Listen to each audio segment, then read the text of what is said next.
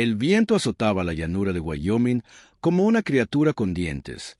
La nieve golpeaba las paredes de la cabaña y tamborileaba sobre el techo con tanta fuerza que las contraventanas temblaban como huesos viejos. Dentro, junto a un fuego que apenas daba calor, Frank Miller estaba sentado con las manos entrelazadas y la cabeza inclinada. Su rostro estaba surcado por años de trabajo y por inviernos aún más duros. El rancho que antes alimentaba su orgullo y su fe había sido derrotado. El ganado había muerto. Las cosechas habían fracasado. El papel del banco había llegado y descansaba sobre la mesa como un veredicto. Aquella noche rezó más fuerte de lo habitual, no por dinero, sino por una señal de que no había sido abandonado. La pequeña Biblia sobre la mesa se abrió sola en una página que apenas leyó. Las palabras decían que él estaría con él en las aguas. Frank las leyó 2 veces, sintiéndolas frías y punzantes como el viento en la ventana. Casi volvió a creer. Entonces llegó un sonido que no pertenecía a un lugar tan lejos del pueblo. No en una tormenta así. Un golpe en la puerta, suave al principio, luego más firme, educado, como lo daría una persona honesta. Frank se levantó despacio, linterna en mano, las botas crujiendo sobre el suelo de madera. —¿Quién anda ahí?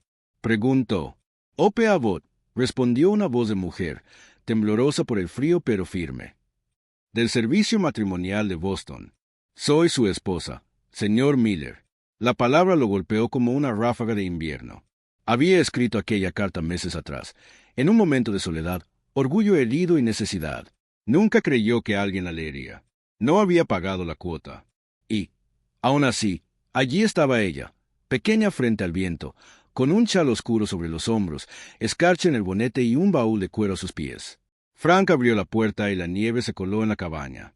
Ella alzó el mentón. Sus ojos eran azules y firmes, las mejillas enrojecidas por el frío. Dijo que había caminado los últimos kilómetros cuando la diligencia se rompió, que le dijeron que el rancho Miller estaba cerca. No pidió dinero. Dijo que había leído su carta y que vino porque la había escrito con honestidad, sobre haber perdido algo más que ganado. Frank estaba enfadado, atónito y sintiendo algo más, miedo y necesidad mezclados. Dijo, no puede quedarse ahí fuera. Cerró la puerta contra el viento y la vio transformar la habitación. Avivó el fuego, apiló leña con manos seguras y calentó la sartén como si lo hubiera hecho toda su vida. Desempacó unas pocas cosas, una Biblia de páginas gastadas, una lata con agujas, un cepillo para el cabello, un pañuelo descolorido. Frank observaba desde la esquina, sin saber si aquello era una bendición o un engaño nacido de su corazón cansado. Ella pidió harina para hacer tortas de maíz, como si fuera lo más natural del mundo. El olor de la comida llenó la cabaña y le retorció el estómago de hambre. Cuando rezó antes de comer, su voz fue suave y sincera. Frank escuchó, aunque hacía tiempo que no lo hacía. Por la mañana, la tormenta había cedido y el mundo estaba blanco y quieto. El techo del establo se hundía donde la nieve se había colado. Quedaban pocas vacas, flacas y tosiendo. Frank esperaba malas noticias. En cambio, encontró esperanza moviéndose por el lugar con una calma que no había visto en años. Ella le dijo, casi de pasada, que había sido maestra en Kansas City y antes ayudante de un médico. Aquello no encajaba con la idea que él tenía de una esposa por correspondencia. La vio arrodillarse junto a una vaca enferma, con manos suaves y voz baja. Preparó una pasta con cosas de un pequeño paquete y de la despensa. El olor a pino y vinagre llenó el aire, y la respiración del animal se calmó. Frank no pudo ocultar su asombro. —¿Cómo sabe hacer eso? —preguntó. —Aprendí —respondió ella.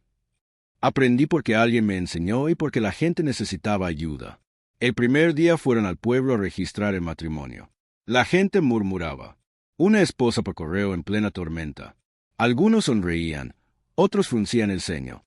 Ope caminaba con la cabeza alta. Dijo al funcionario que el vendaje que llevaba era para el alcalde de su antiguo pueblo y que podía enseñar si hacía falta. No pidió nada. Regalaba su confianza como un don, pequeño y sincero. Esa noche, con la casa oliendo pan caliente, Frank intentó comprenderla. Le preguntó por qué había venido por un hombre que ni siquiera había pagado. Ella sacó su propia carta, doblada y gastada. «Usted escribió la verdad», dijo. «Vine porque sonaba a alguien que todavía escuchaba a Dios». Frank no sabía que aún respondía a esa voz interior hasta que se oyó decir, «Tal vez Dios no ha terminado conmigo». Ope sonrió sin orgullo. «Tal vez no. Las semanas siguientes, el rancho empezó a cambiar en formas pequeñas pero firmes. Ella remendó mantas, cosió sillas de montar, arregló el techo, se levantó antes del amanecer y cuidó cada animal. Los vecinos comenzaron a traer flores, tablas, sacos de avena, no porque ella pidiera, sino porque veían a Frank más liviano cuando la miraba trabajar. La esposa por correo tiene manos sanadoras, decían. Frank empezó a esperar su tarareo, a sonreír por pequeñas cosas, y luego a sentirse tonto por hacerlo. Pero una brasa se encendió en su pecho. No ardía con fuerza, pero brillaba, y eso bastaba. Una noche, bajo estrellas frías como linternas, Frank la vio alimentar a un ternero débil. Se acercó sin pensar. «¿Salvaste a ese?», dijo. «A veces», respondió ella, «lo que parece muerto puede volver a empezar. Solo necesita a alguien que no lo suelte». Algo enterrado en Frank despertó. No sabía entonces que la mujer que había cruzado una tormenta para tocar su puerta traía más que valor y fe. No sabía que aquella tormenta no dejaría el rancho igual, pero pronto lo aprendería. Los días después de Navidad tomaron un ritmo tranquilo. El frío seguía, la nieve también, pero el rancho ya no se sentía vacío. Cada mañana, Ope se levantaba antes del sol, tarareando mientras encendía el fuego. Frank la veía moverse tras la ventana escarchada y la cabaña se sentía como un hogar. Una mañana, la encontró arrodillada junto a la vaca más débil.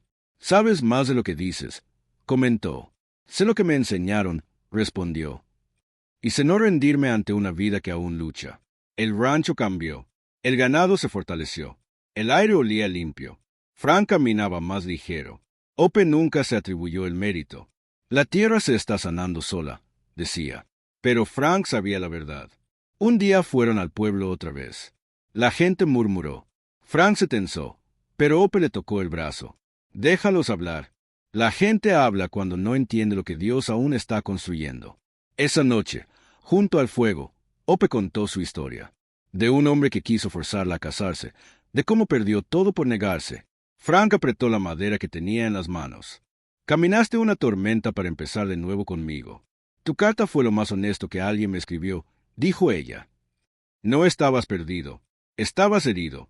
El rancho se convirtió en un refugio. Gente llegó buscando ayuda. Ope atendía a todos sin pedir pago. Solo pedía que ayudaran a otros. El lugar empezó a llamarse el refugio de Ope. Una noche, ella confesó su miedo. El hombre de Kansas seguía vivo. Frank tomó sus manos. «Nadie te va a llevar de aquí. Nunca». Un año después, otra Navidad llegó con nieve, pero sin miedo. Una mujer y su hijo quedaron atrapados en una tormenta. Ope los salvó. «La Navidad hace lo que siempre hace», dijo. «Revela quiénes somos». En el establo, Frank habló a la gente. Este lugar estaba muriendo. Yo también.